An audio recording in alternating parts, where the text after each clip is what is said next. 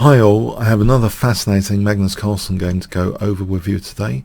So this is against MVL, Maxime Vachier-Lagrave, the top French grandmaster, super grandmaster in the world.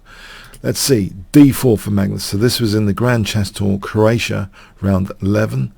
So Maxime Vachier-Lagrave with the black pieces played knight f6. We go into the Gruenfeld defense. g6, knight c3, and now this early d5. So the king's engine would be bishop g7, allowing white to set up the center. We have d5 here, knight f3, bishop g7, Magnus takes on d5, knight takes d5, e4, knight takes c3, b takes c5. This is all pretty standard stuff.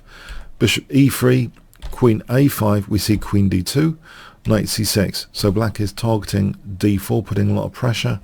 Rook b1, c takes. Now black can take on d2, but black actually played castling, which is also a well-known move. Taking on d2, white can play king takes, and after d5 it seems as though white can get a small edge in this position. For example, like this, white's getting a small edge with a quick infiltration on c7 there. That's an example of queen takes d2 check. So black castling, letting Magnus take on d2. And let's examine the pawn structure here, because pawns are the soul of chess, as they say. They set the longer distant plans of the position. You'll see here that black has a 2-to-1 pawn majority on the queen side, and white actually has a potential passed d pawn in the center. And Kasparov has made a great note of this in one of his own commentary videos of one of his own great games, that in the midst of all the calculations he said, I just want to queen my d pawn. So this is often the case in the Gruenfeld structurally. If you look, there's a structural clue that this is going on. White's got potentially strong d pawn, and in fact Kasparov and other grandmasters often said the d pawn's one of the strongest passed pawns you can get on the board. So let's see, does this d pawn theme become important in this game? We see bishop d3, and now bishop g4, as if black wants to inflict structural damage, and in fact Magnus is pretty relaxed about it. He castles, and in fact MVL does take on f3. Let's say he doesn't. Let's say he plays rook fd8. It seems d5 here, and this is quite curious. You might think with the tactical liability this is just impossible, right? Remember, there's a knight here as well, which is awkward. We have two tactical liabilities aside from the pawn structure, and if black plays e6, it turns out here that a5 kind of balances out d3, but e6 also kind of, it can lead to trouble with bishop g5. This is a key move in this variation, and I'll show you why. f6 weakens basically this diagonal, and now bishop d2 hits the knight, and say bishop takes, and now knight d4. Because f6 has been played, this is entirely possible to entrench a knight in on c6 without losing d5. So for example, ed, this pawn's immune because of bishop c4. We can put that on the board. So you can see the bishop g5 plays a crucial role here in playing this d5. So for example, this position, a knight gets entrenched on c6 and white has a small edge. So this shows that the d pawn is not so fragile, because of that misplaced knight on a5 in conjunction with bishop g5 trying to weaken this diagonal, shows that sometimes this d pawn is already tactically quite dangerous to at least entrench a knight on c6 if something else in the shorter term view of things. But rook fd8, yeah, if we look at this again, this is just to show that this is such a crucial move. Bishop g5, if bishop d2, it changes the whole thing, because now, you know, there is this kind of pinned pawn against the bishop on d3, and if bishop a6, rook ab8, this is actually going to be fine for black. This kind of scenario is not much for white to show technically. So okay, bishop takes f3, g takes. So now we have the the same passed pawn concerns, well, opportunity for white, the misplaced knight, but the bishop pair is intriguing in conjunction with the potential d pawn. Absolutely intriguing, as we're about to see. So e6 was played. If rook fd8 here, this echoes again d5 is possible here. It doesn't matter about the bishop, because again this bishop g5, and it's even stronger with the light square bishop. That threatens bishop c7, and in fact the bishops can actually literally drive this d pawn into very dangerous deep waters of black's position after d6 with a big advantage. So this is quite amazing, the bishop pair now with this d pawn potential. So we see e6, and it's as if has black really extinguished all the fun of this d pawn being dangerous. We see rook fd1, rook fd8, but it's not really the case now. We see now a very interesting move, bishop f1, well, interesting and necessary to protect the d pawn. Okay, and now, you know, d5 is supported potentially. Black plays b6, stabilizing the knight. We see now, in fact, after this move, the bishop uses that weakened a6 square, so kind of pouncing on that weakness of the last move. And the knight still seems a bit awkward. We see rook d6, and this also, of course, secures c8, which means now that white can actually try and get an infiltration simply to c7. So this looks as though with this light square bishop, white is forcefully gaining entrance to the c file. Has black really gone wrong here already? Rook d6, this seems in football, occupation is a big thing. Here white has occupation of that file now, unchallenged, and the price paid is just this structural double pawns, which might not be a concern in a practical sense for a very long time to come. Rook ad8. Now we see this key mechanism now here, bishop g5, and you might think, well, hold on a sec, even if black plays f6, isn't that okay, because the knight's controlling the key c4 square, and so isn't f6 playable? And just to rule out, you know, rook takes, we're just going to take on d8. So f6 was played, and now the bishop drops back, and that interrupts the bishop hitting d4. So the bishop drops back, and we see h6. It seems as though MVL is reduced to a lot of these strange pawn moves, all these pawns here. And now we see bishop b5. So what is actually going on here with bishop b5 now? f5 is played. Just to give you a taste of this position, if king h7, then this infiltration is really nasty, pinning the bishop and looking at a7. And here this looks pretty hopeless stuff. If black has to do something like this, it's just nasty. Things are falling apart here tactically for black, as an example variation. So we see f5, so renewing the pressure on d4. But now, guess what Magnus plays, which really kind of highlights Kasparov's, you know, celebration of the d pawn here. But here white has the bishop pair as well, which is very interesting dynamics going on. So white to play, if I give you 5 seconds, what would you play with the white pieces? Okay, d5 was played. This means that the bishop's no longer got its target, its nice central target.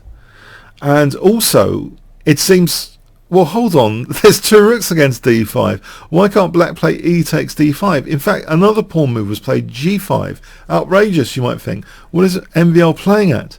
Well, if he took on d5 here, this means now bishop f4 is possible without any e5. The pawn's being used up. We can't play e5. So where is this rook actually going? If it goes here, now bishop c7 first. And you see that the bishops are really supporting the pawn crashing through. They're really supportive of that. Bishop navigation to the rescue of the d pawn. And, you know, threatening d8 now. That's really, really quick crash through. And here, rook e1, and the bishop supporting e8 square, the e8 square, which means rook e8 is now really powerful. So, for example, this position, black's just crumbling under the pressure, for example, in this variation. It'll be all over. So, yeah, if we look at alternatives, bishop after bishop f4, then again the same kind of mechanism. The d pawn is literally crashing through. It doesn't matter even about losing a bishop there if there's tactics like that. So very interesting. So g5, and now we see bishop d2,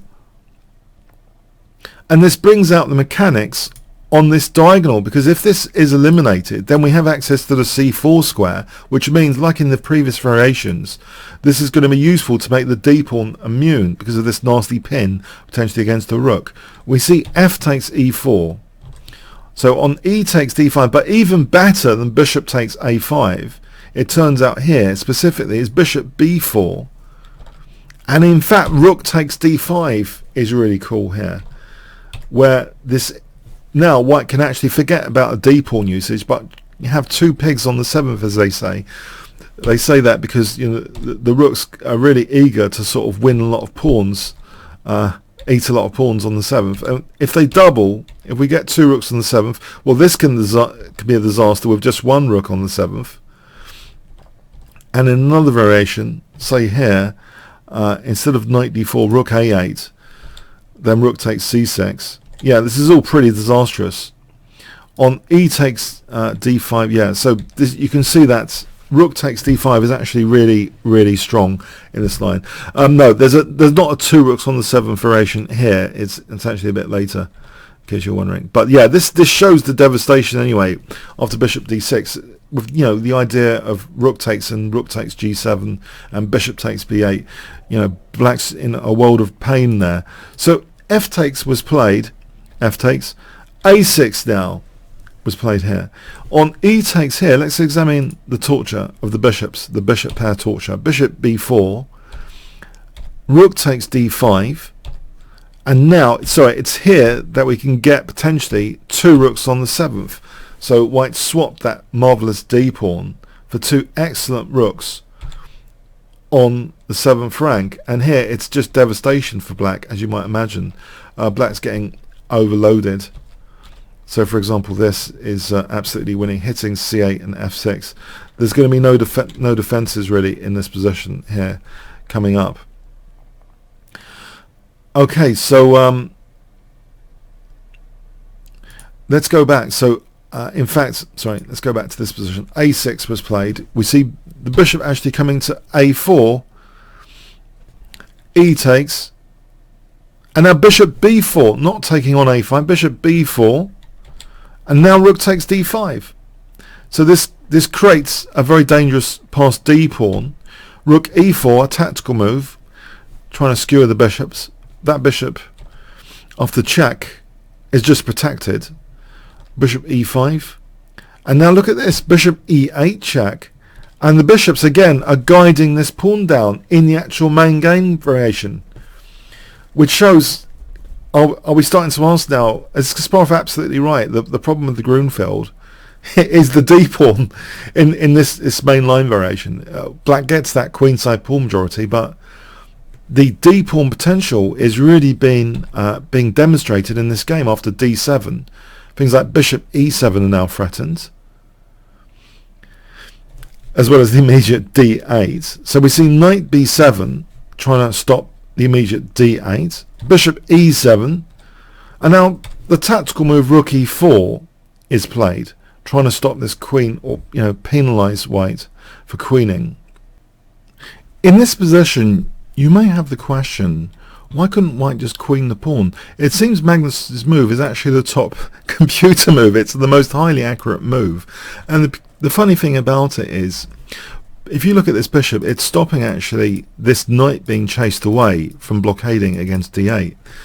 And in fact, this move rook c6 has two implications actually, not just rook takes b6 to chase the knight away, to freely queen the pawn into a queen without any penalty whatsoever, but also to first chase away the king a bit further, and then to play rook b6, chase away the knight, and then queen. So this is actually the most accurate move in the position what Magnus played. If he had played d8 just to show, this is also just winning, because the best that black can do here is bishop takes h2 and get this pin, but actually tactically there's bishop f6 check here, backfiring on the pinner, leaving white with a completely winning position, basically. This is absolutely winning. It's going to be absolutely winning. It's just the bishop up. So it's actually fascinating. Magnus didn't was trying to find the best move, it seems, in every single position.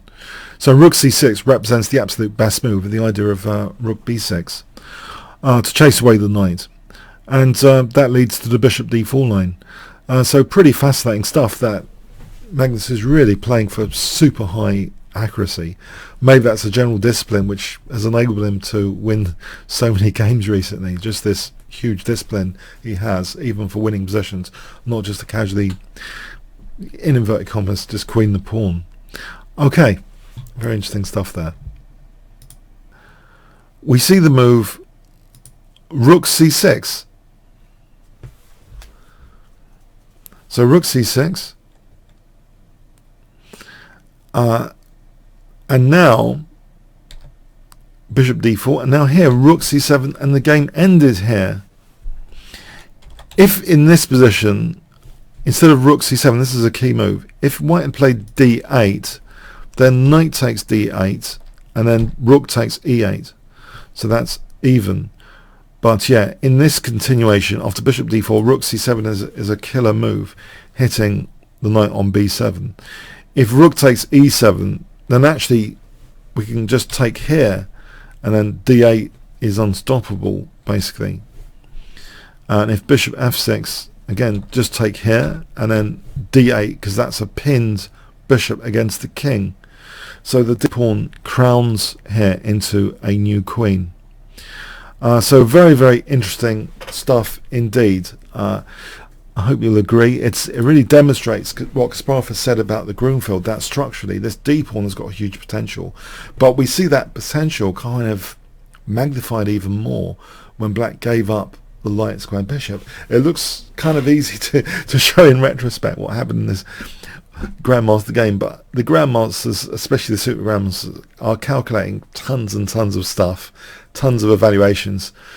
But yeah, I mean, Magnus does provide this kind of clarity plan of using the d pawn. It does seem the trump cards out of the opening, the bishop pair and the d pawn, are the ones to play on. And as usual, Magnus is really an expert at making use of the cards he's dealt with out of the opening, basically.